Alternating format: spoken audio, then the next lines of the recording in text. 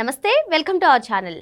2024 ఎన్నికల సమయంలో వైసీపీ కార్యకర్తలా పనిచేశారని చెప్పి ఉద్యోగ నిబంధనలకు వ్యతిరేకంగా పనిచేశారని చెప్పి ఇప్పుడు కాకర్ల వెంకటరామిరెడ్డిని ప్రభుత్వం డిస్మిస్ చేసింది. మరి ఈ అంశం పైన కాకర్ల వెంకటరామిరెడ్డి మాట్లాడుతూ నేనేం తప్పు చేయలేదు అంటున్నారు. అసలు ఈ అంశాన్ని ఎలా చూడాలి తెలుసుకునే ప్రయత్నం చేద్దాం. దీన్ని విశ్లేషించేందుకు మనతో పాటుగా ఉన్నారు టీడీపీ అధికార ప్రతినిధి అప్పసాని రాజేష్ గారు. నమస్తే సార్. నమస్కారం సార్. 2024 ఎన్నికల ముందు ఒక వైసీపీ కార్యకర్తలా పనిచేశారంటూ రాష్ట్ర సచివాలయ ఉద్యోగుల సంఘం మాజీ అధ్యక్షుడైనటువంటి కాకర్ల వెంకటరామిరెడ్డిని ప్రభుత్వం డిస్మిస్ చేసింది. మరి గతంలో చూసుకున్నట్లయితే 2 సంవత్సరాల ముందే నాటి ఎన్నికల కమిషనర్ సిఫార్సు మేరకు ఆయన సస్పెండ్ అయ్యారు. మరి ఇప్పుడు ఈ అంశంపైనే మాట్లాడుతూ నేను ఏ తప్పు చేయలేదని ఆయన అంటున్నారు. ఇప్పుడు ప్రెస్ మీట్ కూడా పెట్టారు సార్. అసలు ఈ అంశాన్ని ఎలా చూడాలంటారు? మరో పక్క చూసుకున్నట్లయితే సాక్షి కానివ్వండి, వైసీపీ అనుకూల మీడియాలు అసలు ఉద్యోగులపైన కూటమి కొరడ, కూటమి దెబ్బ అంటూ ప్రచారం చేస్తున్నాయి. ఈ అంశాన్ని కూడా ఎలా చూడాలంటారు? ఇప్పుడు వాస్తవంగా ఏ ప్రభుత్వోద్యోగి అయినా సరే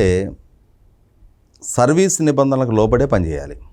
వాళ్ళకు కొన్ని బిజినెస్ రూల్స్ ఉంటాయి. రూల్ ఆఫ్ లా వాళ్ళకి నిర్దేశించబడి ఉంటుంది. దీన్ని అతిక్రమించి ఉద్యోగం చేసే అధికారము, హక్కు, స్వేచ్ఛ వాళ్ళకి లేదు. వాళ్ళకి ఒక వ్యక్తిగత జీవితం ఉండొచ్చు, వ్యక్తిగత అభిప్రాయం ఉండొచ్చు.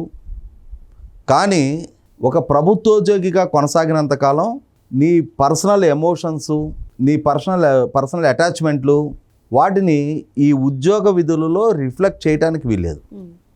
ఒక ప్రభుత్వోద్యోగే కాదు, ప్రజల చేత ఎన్నిక కాబట్టి పదవి బాధ్యతలు స్వీకరించే ప్రజాప్రతినిధి ఏమని ప్రమాణ స్వీకారం చేస్తాడు? ముఖ్యమంత్రి అయినా, మంత్రి అయినా భయము, పక్షపాతము, రాగద్వేషాలకు అతీతంగా పరిపాలన చేస్తామని చెప్పని రాజ్యాంగం మీద ప్రమాణ స్వీకారం చేస్తారు. అదేవిధంగా ప్రభుత్వోద్యోగి కూడా అతను ఒక ప్రభుత్వోద్యోగిగా ఉద్యోగ బాధ్యతలు స్వీకరించే క్రమంలో అసలు ప్రభుత్వం అంటే ఏంటి?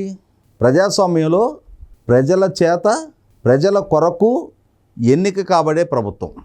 ప్రజలే ఎన్నుకుంటారు, ప్రజల నుంచే ఎన్నుకుంటారు, ప్రజల కోసం ఎన్నిక చేసుకుంటారు. మాలోనే కొంతమంది మీరు మమ్మల్ని పరిపాలించండి రా బాబు అని చెప్పని వాళ్ళకి అధికారము, హక్కులు, స్వేచ్ఛ, వనరులు, వ్యవస్థలు అన్నిటినీ ప్రజలు వాళ్ళకి అందిస్తూ ఉన్నారు. మరి అక్కడ ఎందుకు వాళ్ళకి మాత్రమే అవకాశం, అధికారం దక్కుతుంది అని అంటే, పాలన అనేది అది అధికారం కాదు, అదొక బాధ్యత, అదొక సేవ. ప్రజలని ఇలా చేతులు జోడించి ఇళ్ళకెళ్ళి బాబు మాకు ఓటేయండి, మీకు 5 సంవత్సరాలు సేవకుడిగా ఉంటాం, మీ సమస్యలు పరిష్కరిస్తాం, మీ కష్టనష్టాల్లో తోడుగా ఉంటాం, మీ ప్రాంతాన్ని అభివృద్ధి చేస్తాం, మీకు ఉపాధి కల్పన చేస్తాం, ప్రభుత్వపరంగా మీ స్థితిగతులు మెరుగుపడటానికి సంక్షేమాన్ని అందిస్తాం అని రకరకాల వాగ్దానాలు చేసి ఇట్లా చేతులు జోడించి వేడుకుంటే ప్రజలు దయదలిస్తే నీకు ఆ హోదా దక్కుద్ది. ప్రజలకి నీ మీద నమ్మకం కలగకుంటే, నువ్వు ప్రజల్ని నమ్మించలేకుంటే నీ బదులు నీ ప్రత్యర్థికి అవకాశం దక్కుద్ది. అంటే ఇక్కడ ఆ అధికారము, ఆ హోదా అనేది కల్పించేది ప్రజలు. అలా కల్పించిన అధికారాన్ని అడ్డుపెట్టుకొని ప్రభుత్వం తమ నిర్ణయాలని, తమ ఆదేశాలని అమలు చేయటం కోసం ఒక కార్యనిర్వాహక వ్యవస్థను ఏర్పాటు చేసుకుంటుంది.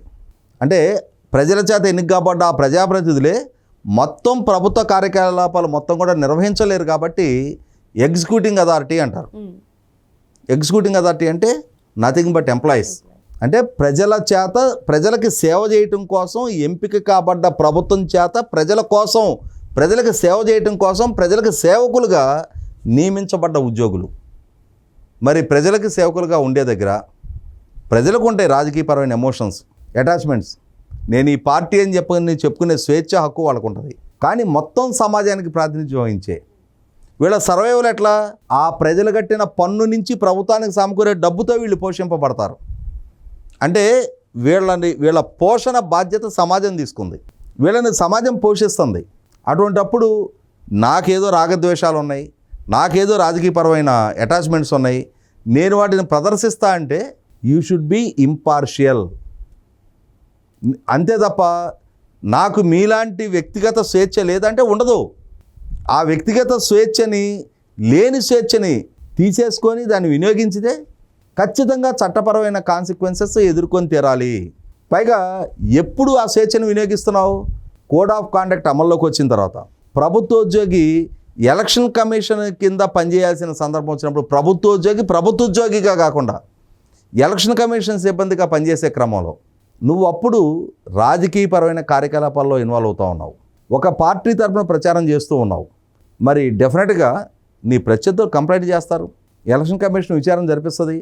అలా ఎలక్షన్ కమిషన్ జరిపిన విచారణలో ఈ సోకాల్డ్ వెంకటరామరెడ్డి అనే వైసీపీ ప్రభుత్వ హయాంలో వైసీపీ కార్యకర్తల కన్నా ఎక్కువగా పనిచేసి ఒక రకంగా ఉద్యోగుల ప్రయోజనాల కన్నా ఉద్యోగ సంఘ నాయకుడిగా అతను ప్రభుత్వ ప్రయోజనాలకే ప్రాధాన్యత ఇచ్చాడు.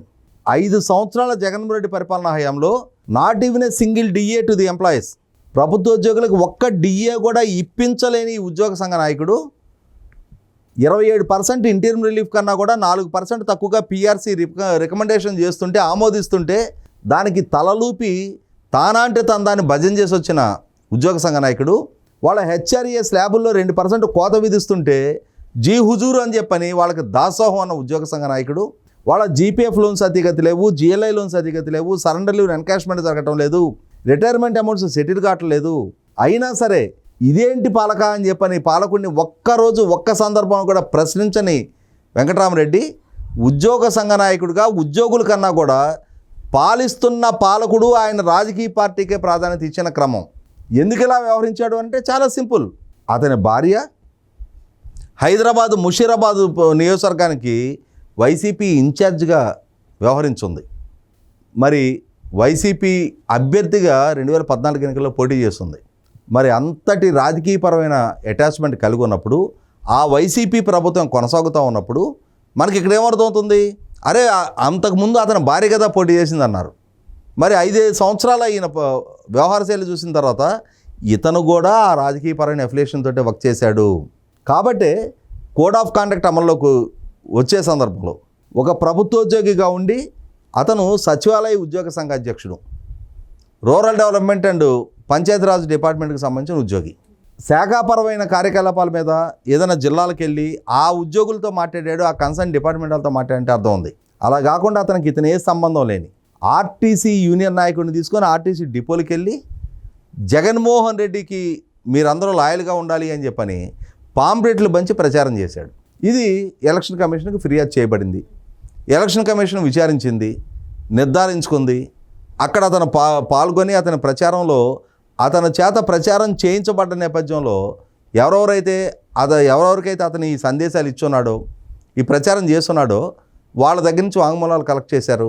ఇతను చేసింది నిజమేనని చెప్పని ధృవీకరణ జరిగింది కాబట్టే నాడు ఎలక్షన్ కమిషన్ ఆదేశాల మేరకు నాటి వైసీపీ పార్టీయే, అంటే వైసీపీ పరిస్థితి ఏమైంది, తేలుగుట్టిన దొంగల్లాగా ఓ పక్క వాళ్ళు తీసుకుంటున్న నిర్ణయం వాళ్ళకి అనుకూలంగా ప్రచారం చేసిన వ్యక్తి మీదే అని చెప్పని తెలుసుండి ఎలక్షన్ కమిషన్ ఆదేశాలు కాబట్టి ఏమీ చేయలేని నిస్సహాయ స్థితిలో అప్పుడు కూడా పాలకుడుగా జగన్మోహన్ రెడ్డి గారి ప్రమేయం న్యూట్రలైజ్ అయిపోయి ఎలక్షన్ కమిషన్ ఆదేశాలు పాటించి తీరాల్సిన స్థితి స్టేట్ బ్యూరోక్రసీ కూడా వచ్చింది. కాబట్టి స్టేట్ ఎగ్జిక్యూటింగ్ అడ్మినిస్ట్రేషన్ మొత్తం ఎలక్షన్ కమిషన్ పర్యవేక్షిస్తుంది. కాబట్టి ఒక కాంట్రవర్సీ సిచ్యుయేషన్లో ఆ రోజు సస్పెండ్ చేసిన అతని రాజకీయపరమైన కార్యకలాపాల్లో వ్యాఖ్యల్లో ఏ మార్పు లేదు.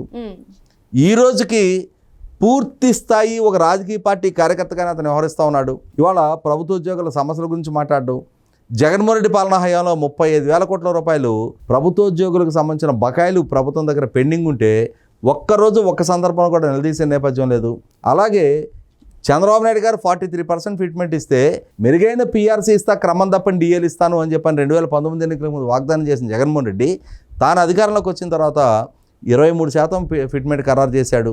అయినా సరే ఇవెప్పుడూ వెంకటరామరెడ్డికి ఆక్షేపణీయం కాని నేపథ్యంలో మళ్ళీ తిరిగి అదే విధమైన రాజకీయపరమైన వ్యాఖ్యానాలు చేస్తున్న నేపథ్యంలో ఇక ఉపేక్షించి లాభం లేదు అని చెప్పని రిలీజ్ అయిన ప్రభుత్వం కూడా అతని సర్వీస్ నుంచి ఏపీపీఎస్సీ వాళ్ళ రికమెండేషన్స్ బేస్ చేసుకొని ఇతని వ్యవహార శైలి, ఇతను మాట్లాడుతున్న మాటలు, స్టేట్మెంట్లు, వాళ్ళ దగ్గర దొరికిన సాక్ష్యాధారాలతోటి ఏపీపీఎస్సీని కూడా ఒపీనియన్ అడిగి ఏపీపీఎస్సీ కూడా ఇతన్ని డిస్మిస్ చేయటం తప్ప ప్రత్యామ్నాయం లేదు అని చెప్పని ఒక నిర్ధారణకు వచ్చిన తర్వాత on the base of APPSC recommendations ఆ రోజుల్లో ఎలక్షన్ కమిషన్ ఇనిషియేట్ చేసిన ఆ చర్యని కొనసాగిస్తూ అతను శాశ్వతంగా ప్రభుత్వ ఉద్యోగం నుంచి డిస్మిస్ చేశారు. ఇక్కడ గమనించుకోవాల్సింది, మరి ఇప్పటికీ నాడు వైఎస్ రాజశేఖర రెడ్డి హయాంలో కానీ వాళ్ళ కొడుకు జగన్మోహన్ రెడ్డి హయాంలో కానీ ఎందరూ ఆల్ ఇండియా సర్వీస్ అధికారులు, ఎందరూ రాష్ట్ర ప్రభుత్వ ఉద్యోగులు, ఎందరూ తహసీల్దార్లు, ఎస్ఐలు, సిఐలు, పోలీస్ కానిస్టేబుల్, జడ్పీ సిఇఓలు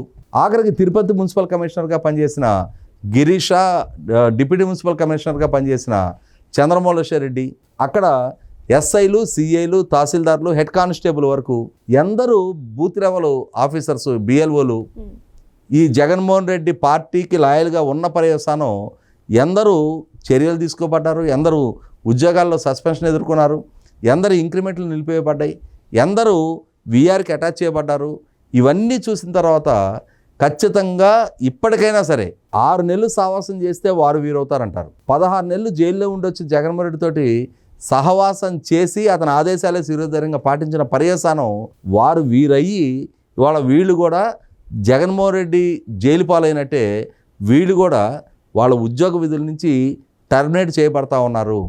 ఇది ఇప్పుడు వెంకటరామరెడ్డికే పరిమితం అవుతుందా, లేదు ఇంకా ఇదే కోవలో ఇంకా ఎందరు అధికారులు ఈ ఆదేశాలకి ఇదే విధమైన వ్యవహార శైలికి బలవుతారో వాళ్ళు ఆలోచించుకోవాల్సిన అవసరం ఉంది.